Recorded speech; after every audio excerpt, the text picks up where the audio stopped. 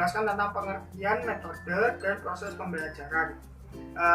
Pertama yang saya akan jelaskan yaitu berkaitan dengan metode. Nah, di mana metode pembelajaran ini secara etimologis itu berasal dari bahasa Yunani yaitu metodos. Dan dari kata metodos ini terdapat dua suku kata yaitu meta dan hodos. Nah, meta ini adalah melewati, sedangkan hodos yaitu jalan atau cara. Sehingga dapat disimpulkan bahasanya metode adalah suatu cara yang harus dilewati dalam mencapai suatu tujuan.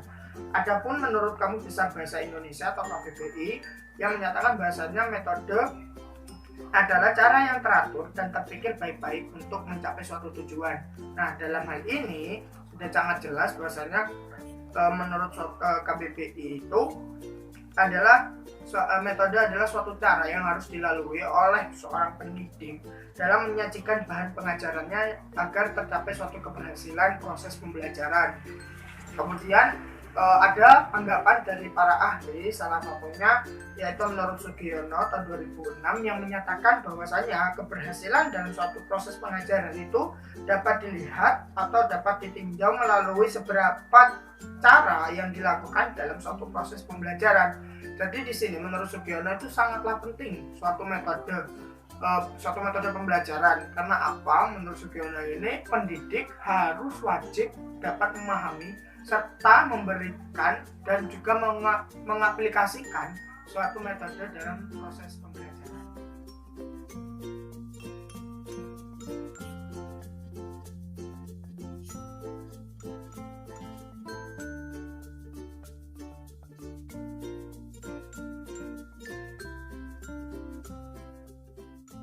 Adapun menurut Muklisin M tahun 2009 yang menyatakan bahwa pembelajaran luar kelas adalah pendidik mengajak peserta didik untuk belajar di luar kelasnya untuk melihat peristiwa langsung secara real di lapangan dengan tujuan mengakarkan siswa dengan lingkungannya. Melakukan pembelajaran luar kelas, peran guru adalah sebagai motivasi atau fasilitator, artinya guru sebagai pemandu agar siswa belajar secara aktif, kreatif, dan inovatif. Dan begitu peserta didik mampu mengasah tingkat kreativitas. Tahun 2007 terdapat beberapa langkah dalam metode karya wisata. Yang pertama yaitu persiapan. Nah, dalam langkah persiapan ini seorang pendidik harus benar-benar mempersiapkan secara sistematik serta menentukan perencanaan di mana suatu objek yang akan dilakukan suatu pembelajaran. Contoh, pendidik harus melakukan perencanaan, misalnya pendidik ingin melakukan suatu pembelajaran karya wisata di Candi Borobudur. Nah, hal ini termasuk dari suatu proses persiapan, baik itu secara perizinan maupun perencanaan dana yang akan dilakukan dalam suatu proses pembelajaran. Yang kedua yaitu tahapan langkah pelaksanaan, di mana dalam langkah pelaksanaan ini pendidik memberikan serta memberi penjelasan terhadap peserta didik tentang apa yang ada pada objek tersebut, sehingga nantinya seorang peserta didik itu dapat dilatih dalam keaktifan serta kreativitasnya. Kemudian yang terakhir yaitu proses tindak lanjut. Proses tindak lanjut ini adalah suatu proses akhir dari adanya metode karya wisata, di mana dalam proses tindak lanjut ini merupakan tahapan evaluasi dari kegiatan-kegiatan yang telah dilakukan melalui metode karya wisata. Seorang peserta didik biasanya itu akan diberikan tugas seperti resum, sehingga nantinya akan dapat dinilai bahwasanya proses metode karya wisata itu sudah berhasil atau belum.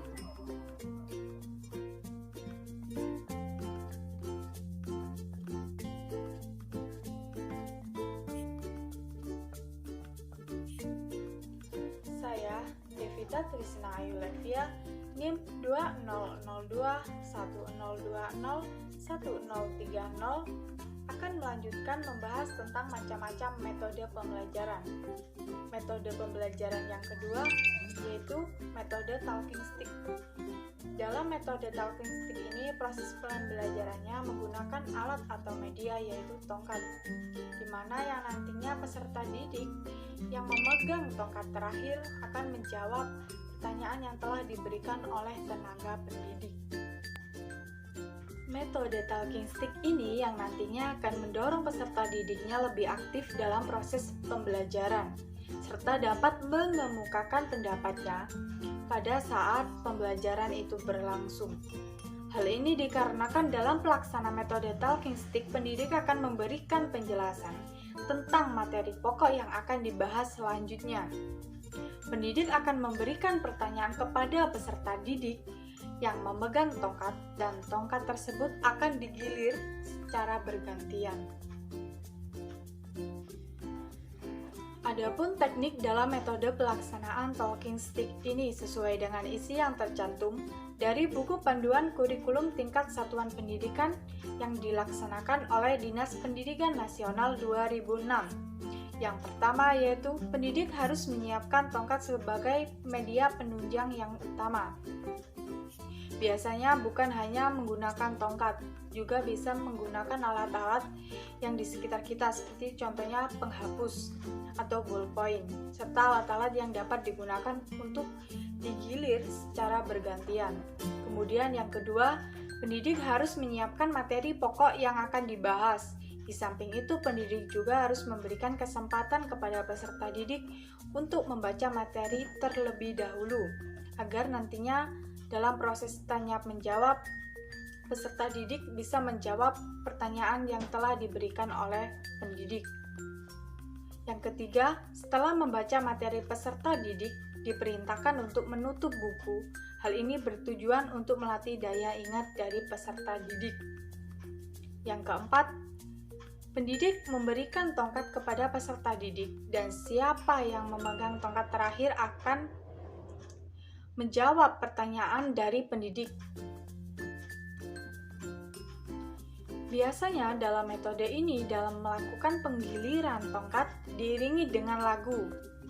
Jadi kita itu menyanyikan lagu entah balonku ada 5 sampai habis, atau tenaga pendidik atau guru itu memberikan perintah untuk berhenti. Jadi di situ tongkat akan berhenti dan akan. Yang kelima, pendidik memberikan kesimpulan dari materi yang diberikan. Kemudian, yang keenam, pendidik juga wajib untuk mengevaluasi hasil proses belajar tadi. Yang ketujuh, langkah terakhir menutup kegiatan belajar.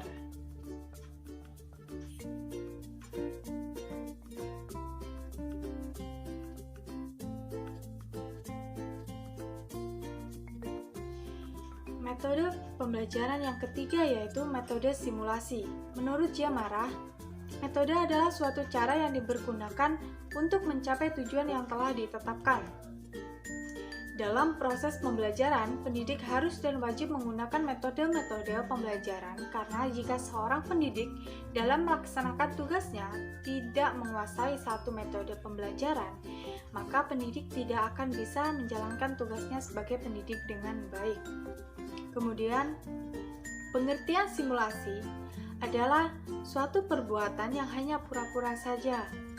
Menurut Hasibuan, dari kata pura-pura itu dapat diartikan bahwa sesuatu kegiatan yang seolah-olah peserta didik akan benar-benar melakukan hal tersebut. Sedangkan menurut Hamalik, simulasi merupakan suatu teknik dalam pengajaran, terutama pada desain instruksional yang memiliki orientasi pada tujuan-tujuan tingkah laku. Dalam kaitannya dengan hal ini, simulasi dapat dikatakan dengan latihan-latihan praktek yang dimana untuk meningkatkan sebuah keterampilan di dalam kehidupan nyata, atau bisa juga diartikan sebagai situasi simulasi yang mengandung ciri-ciri situasi aslinya atau nyata. Pelatihan atau latihan dalam simulasi ini pada dasarnya bertujuan untuk menyiapkan peserta didik dalam suatu permasalahan di kehidupan sehari-hari. Contoh metode simulasi itu seperti contohnya saat ujian atau tryout. Nah, itu diadakan simulasi. Diadakan percobaan agar nantinya ketika sudah hari H dalam ujian tidak ada satu kendala teknis. Adapun langkah-langkah dalam pelaksanaan metode simulasi terhadap peserta didik menurut Hasibuan dan Mujiono. Yang pertama yaitu pendidik harus menentukan topik serta tujuan yang akan disampaikan. Yang kedua, pendidik memberikan gambaran secara garis besar terkait simulasi yang akan disimulasikan. Yang ketiga, pendidik yang akan memimpin dalam pembentukan kelompok, pengaturan ruang, pengaturan alat, dan sebagainya. Yang keempat, pemilihan pemegang peranan dari masing-masing peserta didik.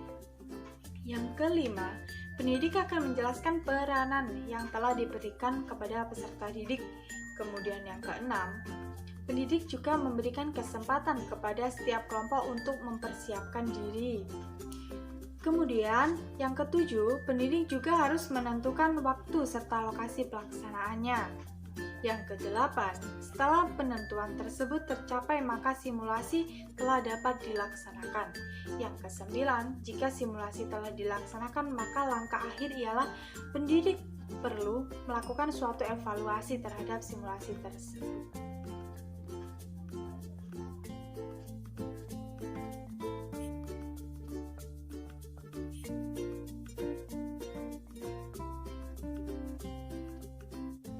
Yang keempat, metode discovery.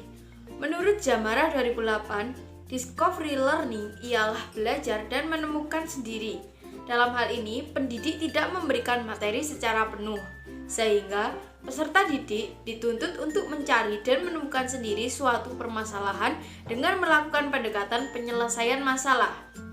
Secara garis besar, metode discovery ini memiliki prosedur-prosedur yang harus dilaksanakan yaitu sebagai berikut. 1.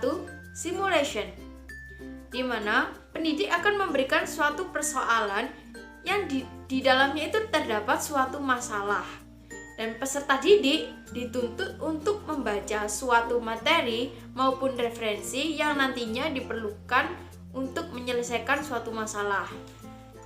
Yang kedua, problem statement. Dalam hal ini, peserta didik diberikan kesempatan untuk mengidentifikasi suatu permasalahan. Yang ketiga, data collection. Di sini peserta didik diberikan kesempatan untuk mencari referensi atau sumber-sumber bacaan yang nantinya akan digunakan sebagai dasar pemikiran dalam menyelesaikan suatu masalah. Sumber-sumber tersebut bisa berbentuk hasil observasi, bacaan, maupun wawancara. Yang keempat, data processing merupakan prosedur atau proses selanjutnya dari data collection. Karena dalam prosedur ini, semua sumber yang telah diperoleh akan diolah kembali, ditabulasikan, bahkan bila perlu dihitung dengan cara tertentu serta ditafsirkan dengan tingkatan kepercayaan sendiri.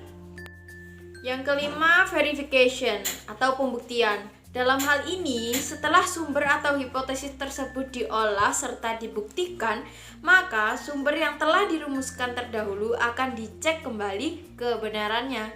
Yang keenam, generalization.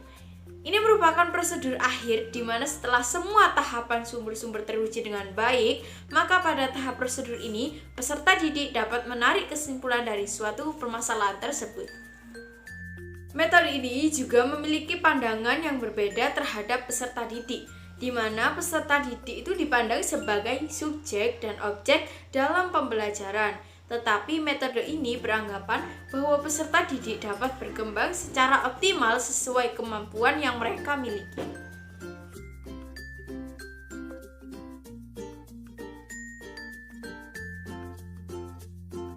Yang kelima, metode brainstorming.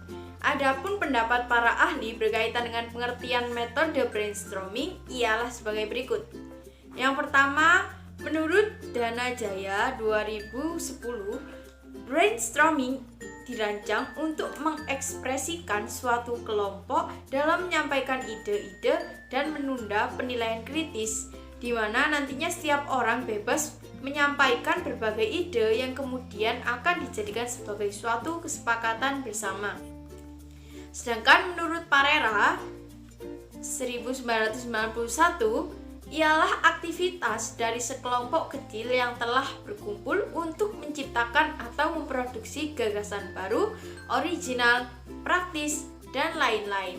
Metode brainstorming dalam hal ini bertujuan untuk menghimpun berbagai macam pendapat, ide, gagasan, serta informasi yang nantinya akan dijadikan sebagai peta gagasan dan dijadikan sebagai pembelajaran bersama. Berdasarkan pemaparan-pemaparan tersebut, dapat disimpulkan bahwa metode brainstorming ialah kegiatan diskusi suatu kelompok peserta didik yang dimana terdapat berbagai macam ide, gagasan, serta informasi sebagai penentuan hasil kesepakatan bersama. Adapun langkah-langkah dalam menggunakan metode brainstorming dalam proses pembelajaran yaitu sebagai berikut. Pertama, peserta didik akan membentuk suatu kelompok. Nah, setelah membentuk suatu kelompok, ditentukan juga ya ketuanya.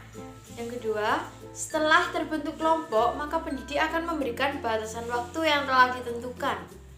Yang ketiga, menentukan aturan main dalam penggunaan metode brainstorming. Yang kelima, kemudian ketua kelompok akan menuliskan semua ide-ide yang telah disampaikan oleh anggota kelompok. Yang keenam, setiap kelompok nantinya akan mengelompokkan ide-ide yang sejenis. Setelah dikelompokkan, maka peserta didik akan membahas hasil dari ide-ide tersebut. Nah, langkah terakhir adalah menyimpulkan hasil-hasil yang telah dibahas pada langkah sebelumnya.